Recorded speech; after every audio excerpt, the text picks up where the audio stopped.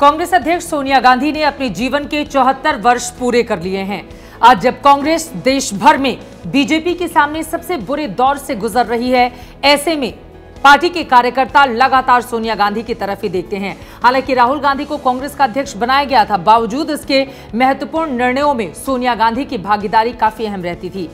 ऐसे में आज हम आपको बताने जा रहे हैं कि कांग्रेस पार्टी की अध्यक्ष सोनिया गांधी के जीवन से जुड़े हुए वो तमाम किस्से जो अब तक अनसुने हैं, किसी ने जाने नहीं, किसी को ज्यादा जिनके बारे में जानकारी नहीं है, एक एक करके उसके बारे में आपको बताने जा रहे हैं। कभी सत्ता में दिलचस्पी नहीं रखने वाली सोनिया गांधी को सत्ता में मजबूरी में आना पड़ा था, ये बात देश के सामने है। लेकिन उसके बाद कांग्रेस पार्टी को जिस तरीके से उन्होंने ऊपर उठाया और जब इंडिया शाइनिंग का नारा चल रहा था, उस समय कांग्रेस पार्टी को उन्होंने सबसे बड़ी पार्टी के रूप में देश में स्थापित किया और फिर यहां पर यूपीए की सरकार बनाई।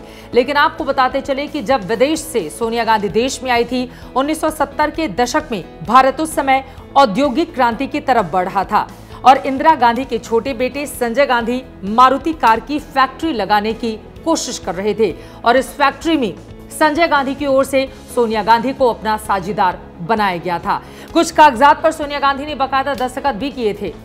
बाद में विदेश से लौटने के बाद जब राजीव गांधी को इस बारे में जानकारी मिली तो वो सोनिया गांधी से बेहद नाराज हुए और उनकी ओर से कहा गया कि जिन पेपर पर तुमने दस्तखत किए हैं, क्या तुम्हें जानकारी है कि वो देश के तमाम नियमों के खिलाफ है। सोनिया गांधी संजय गांधी के साथ जिस कंपनी की हिस्सेदार थी, उन्हें वेतन भत्ते व अन्य सुविधाएं मिलनी थी। राजीव ये जानकर बेहद नाराज हुए और साथ ही उन्होंने सोनिया गांधी से कई सवाल भी इसको लेकर अपनी नाराजगी जताते हुए पूछे थे। फिर सोनिया गांधी ने राजीव गांधी को जवाब देते हुए ये कहा कि दरअसल संजय गांधी के कहने पर ही उन्होंने कागजों पर दस्तखत किए थे।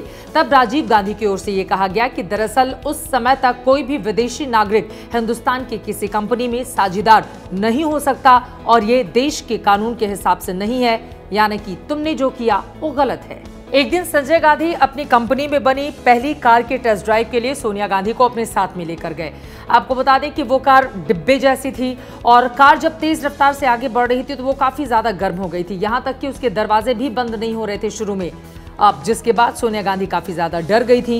ये बात जब राजीव गांधी को पता चली थी तो राजीव इससे बेहद नाराज हुए थे। इटली की रहने वाली सोनिया गांधी की मुलाकात राजीव गांधी से कैम्ब्रिज यूनिवर्सिटी में पढ़ाई के दौरान हुई थी, जहां पर वो अंग्रेजी की शिक्षा लेने के लिए गई थी। जब दोनों में मुलाकात आगे बढ़ी, काफी दिनों तक ये पता नहीं था सोनिया गांधी को कि राजीव गांधी भारत के प्रधानमंत्री इंदिरा गांधी के बेटे हैं और चूंकि राजीव गांधी भी इस बात को जानते थे कि उनकी राजनीति में कोई दिलचस्पी नहीं है, इसीलिए उन्होंने काफी लंबे वक्त तक इस बात को उनसे छिपाए रखा था। पश्चिमी सभ्यता में पली बढ़ी सोनिया गांधी लंदन में जब पहली बार राजीव गांधी की मां इंदिरा गांधी से मिली तो उनके पैर कांप रहे थे।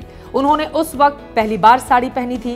साल 1968 में इंदिरा गांधी की रजामंदी मिलने के बाद ही राजीव गांधी ने सोनिया गांधी से शादी कर ली थी। सोनिया गांधी पहली बार जब दिल्ली आई, यानी कि भारत आई थी, जून जुलाई का वो महीना था और उस समय दिल्ली के गर्मी से काफी ज्यादा वो परेशान रहती थी। जिसके बाद समय निकालकर राजीव गांधी शाम के वक्त इंडिया गेट और उसके आसपास के क्षेत्रों में सोनिया गांधी को आइसक्रीम खिलाने के लिए लेकर जाया करते थे और उस दौरान की तस्वीरें भी खूब सुर्खियां बटोरती थी। उस वक्त जब कांग्रेस सत्ता में थी और इंदिरा गांधी पार्टी के साथ ही सरकार के भी तमाम कामकाज को संभाल रहा करती थी, उस समय सोनिया गांधी की पॉलिटिक्स में कोई रुचि नहीं थी। लेकिन डाइनिंग टेबल पर जब परिवार एक साथ होता था तो उस दौरान इंदिरा गांधी जरूर सरकार की कुछ बातों को साझा किया करती थी, जिसको सोनिया गांधी बेहद गौर से सुनती थी।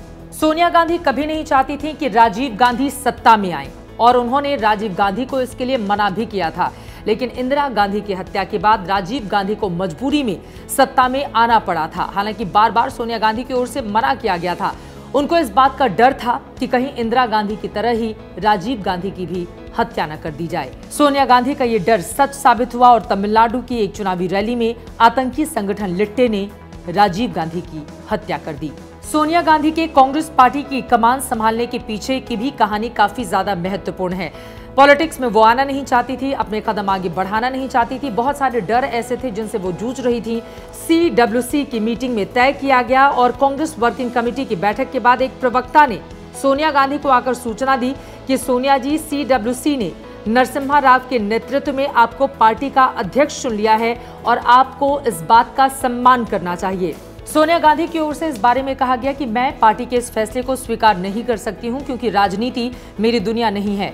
तो पार्टी कार्यकर्ताओं की ओर से सोनिया गांधी को यह समझाने की कोशिश की गई कि दरअसल आपके नाम के पीछे गांधी शब्द जुड़ना कोई सामान्य बात नहीं है और राजीव गांधी के जाने के बाद जो बड़ा शून्य इस देश में पैदा हुआ है उसको सिर्फ आप ही भर सकती हैं।